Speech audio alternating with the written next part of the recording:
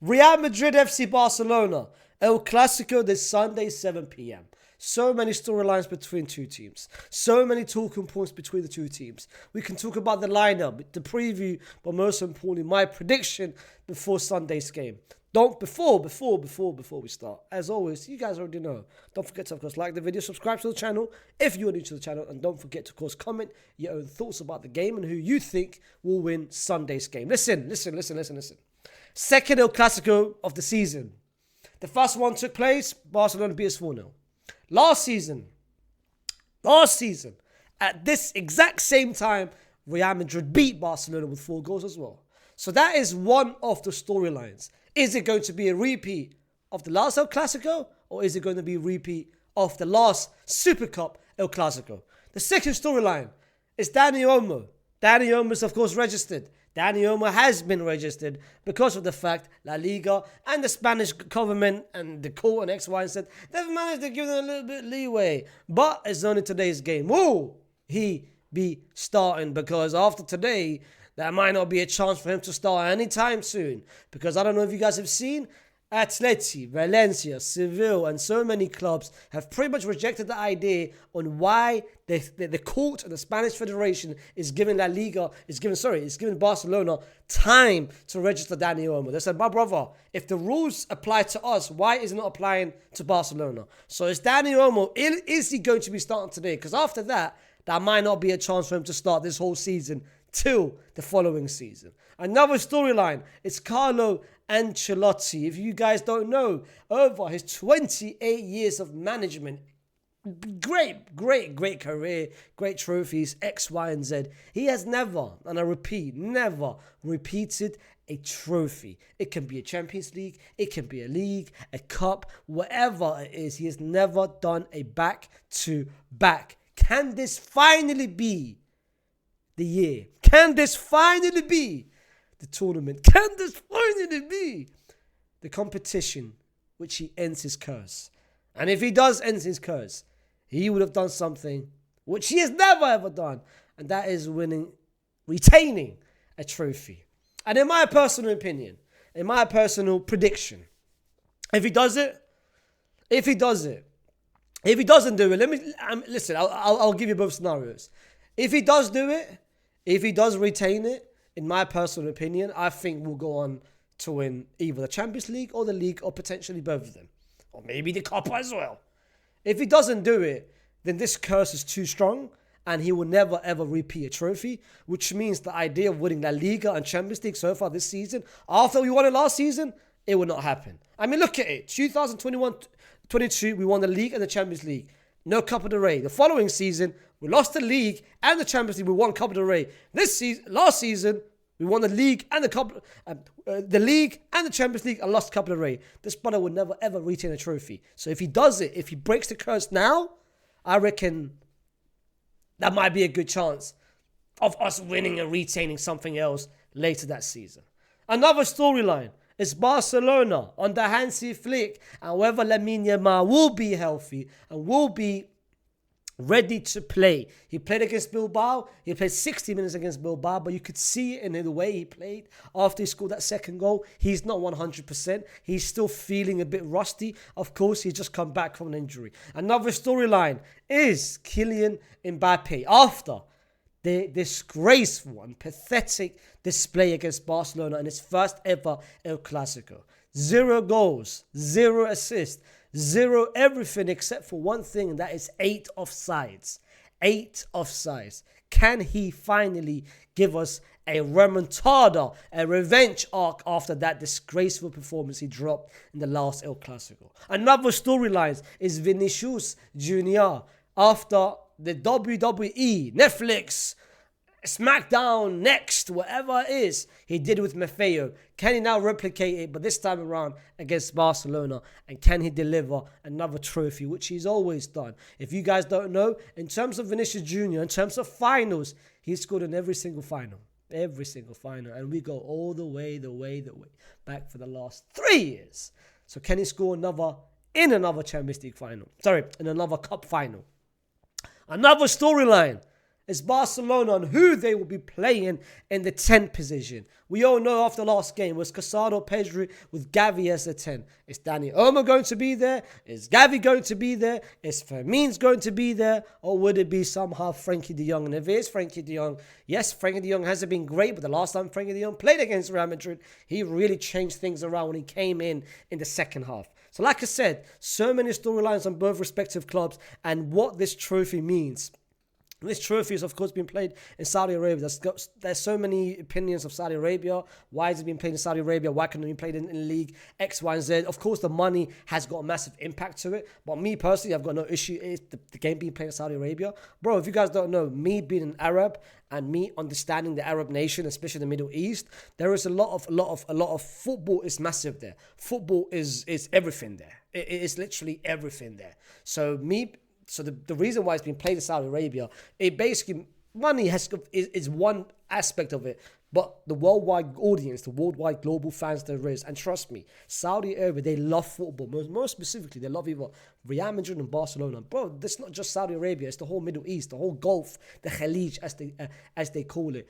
There is only two things, that is Madrid or Barcelona. That's the reason why I became a Madrid fan, because people in that region, when they born there, they only learn one thing, and that's Madrid and Barcelona, because they are two of the most global teams around the world. So the fact that it's been played in Saudi Arabia, it means, yes, the stardom is going to be crazy. The audience is going to be crazy. The atmosphere is going to be crazy. It's much, much better being played, let's say, China, Australia, America, X, Y, and Z. Bro, those countries, they've got second sports. They've got baseball, basketball, whatever it is. In the Middle East, in the Gulf, my brother, we only have football. So stop this Saudi nonsense, Saudi this, Saudi that. Anyway, I just wanted to pretty much release that thought because I've seen it so many times over the past couple of days. Listen, this is the game. This is what we're talking about. Another trophy. Another thing to talk about. In terms of the lineup, I'm going to start with Real Madrid's lineup. I expect Real Madrid to line up with the exact same 11 as they've played this game. I don't expect any sort of changes. The only change is whether Tchouaméni will be available after his concussion, after what happened. He had his knock with his head, but got taken away just due to precaution. Raul came in, and Raul has done a very, very good job. Whenever Raul has stepped in, whenever Raul has started, he's done a very massive job. I don't mind if Raul starts. He's done enough to deserve to start, because he started 6 games for Real Madrid. We've kept 4 clean sheets. So it's not like we're looking at a rookie. We're looking at someone who's actually developed himself and progressed himself much, much further than just being a rookie, being someone in his first year. It doesn't seem like he's been playing in his first year. In terms of defensively, his awareness, his positioning, but most importantly, his ball playing ability, I think he's very comfortable on the pitch. So if he does start, I've got no issues with it, but I don't expect him to start because I think Carlo trusts Tchouaméni more than he trusts Raul. For that reason, in terms of this lineup, I expect this lineup to be the exact same lineup we face on Sunday. In terms of Barcelona's lineup, the only position which I look at, and there's 2 positions, that's Szczęsny and that's Gavi. Those other 9 positions is pretty much a lock.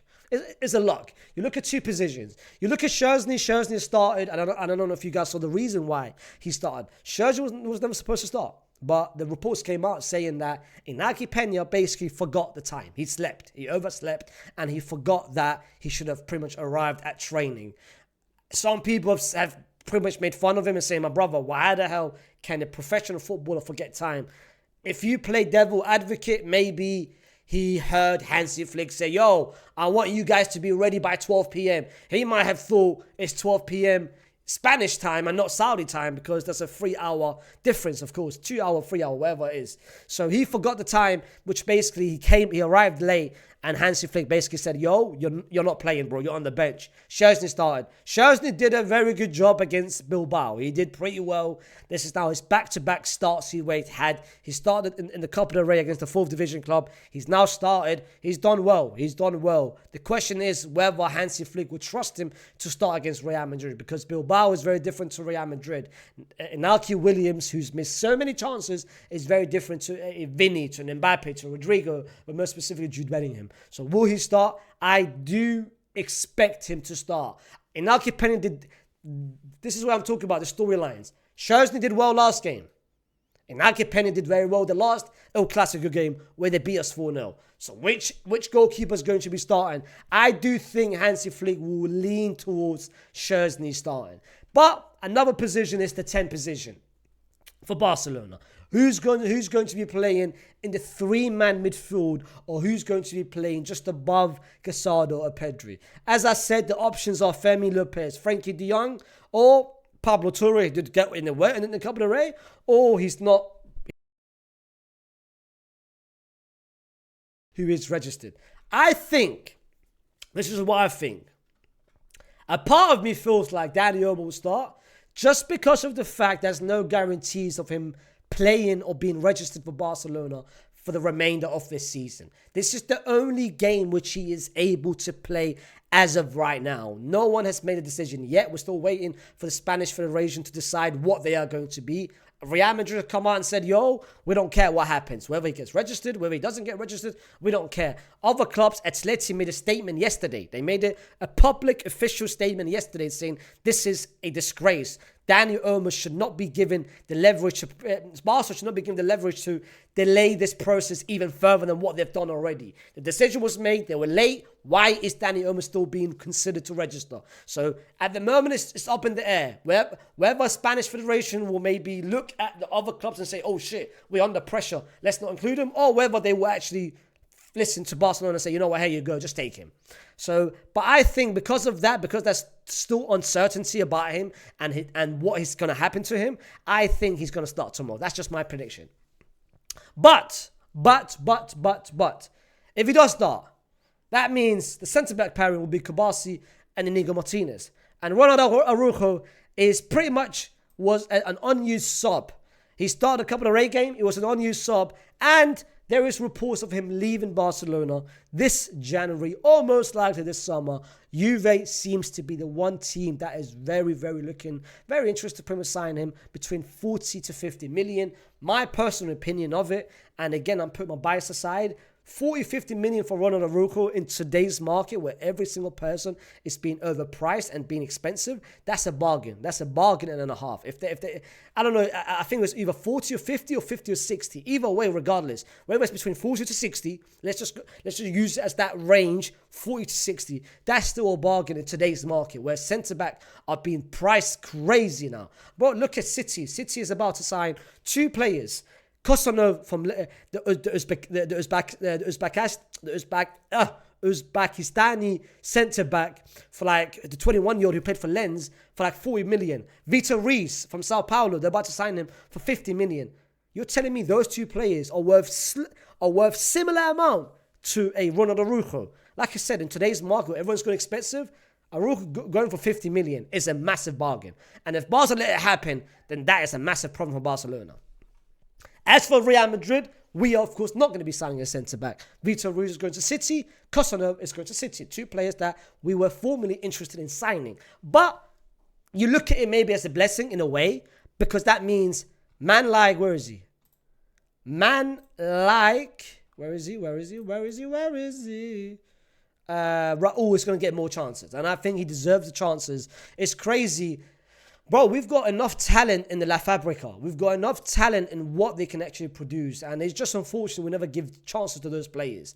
Like, bro, the fact that we've got someone like Raul has been rotten in the Castilla team for so many years, and Vallejo has been getting his sort of minutes. Someone like Jesus Fortia, he's still not even played in the Castilla team. We've got so many players, and I feel like now is a blessing in disguise where we can maybe afford. We're not gonna give any midfielders a chance, like Arribas, Nick. Rodriguez, anything of that sort. We're going to give, at the moment, we need centre-backs. We are lacking bodies in that defense. So maybe if we look at the left Fabrica in the La Castilla and say, yo, maybe that's 1 person, 2 players. Trust me, we are going to find a gem. But the last game, Lorenzo and Diego, the 2 cousins played. They did very well in the Copa del Rey game. So maybe if we give them a bit more chances, you never know what could happen. But I've spoken about the lineup. I've spoken about who I expect to start. I've spoken about the storylines, and I've spoken about the talking points. My prediction for tomorrow's game is very simple. I think the winner of this game, I don't think it's going to have a massive impact on how their season will be played out. I do think for Real Madrid it will. I think for Madrid more than Barcelona. Actually, no. Let me change that around for both teams specifically. The reason why I say both teams specifically, I think because Barcelona started so well. They started very well. Everyone expects to win everything. From August, September to October. Before November, Barcelona's season was going on a crazy reach. November, December was pathetic. They went from there to there. This trophy will maybe boost a bit more confidence and to tell them that, yo, we have what it takes, bro. We are still good. And maybe this trophy will be the bounce back for them to go up. As for Real Madrid, we've won 2 trophies already. The European Super Cup and the Club World Cup. To make it 3 out of 3, to make it so far 2024, we've won every single game. I think will kickstart a great confidence, boost our confidence for the rest of the remainder of the second half of the season, where we're competing for 4 more trophies. I said it 2 months ago. I said it in my last video of 2024, where I said, yo, winning 7 trophies this season is a possibility. It just depends on us. We can do it as a collective. We can do it as a team. And I want it to happen. Whether we're consistent and inconsistent, that's the question mark. I think if we play to the level that we all know we can do it. And I think it starts with Sunday. It starts with Barcelona. They beat us 4-0. Let's get revenge. And let's win this game to make it 3 out of 3 trophies. And let's go for something that no team has ever done. They've won teams won the trebles. Teams won the sextubles. Who the hell can tell? And who the hell can say they've won 7 trophies in one season? My brother, we can literally be the first team to do it. So I think Sunday's game is massive for that. For that reason, taking everything I've said into account, the collective, the players, the talent, X, Y, and Z, I will be going with a Real Madrid win. And I think Real Madrid will win the game 3-1. I will be doing a watch-along. I'll be doing a watch-along on the game on Sunday. I'm going early, 45 minutes before the game, to talk about the actual lineups, the starting lineups, and more things during that day. Of course, if you want, the last one got over 100k views, which it was crazy. We had over 4,000, 5,000 people in there. It was fun. Yes, we lost 4-0, but the fact that so many people tuned in, it was fun. I'll see you guys again on Sunday, but before I go, don't forget to like, subscribe, and like I said, comment your own thoughts on who you think will be winning, whether it's Barcelona or whether it's Real Madrid. See you Sunday.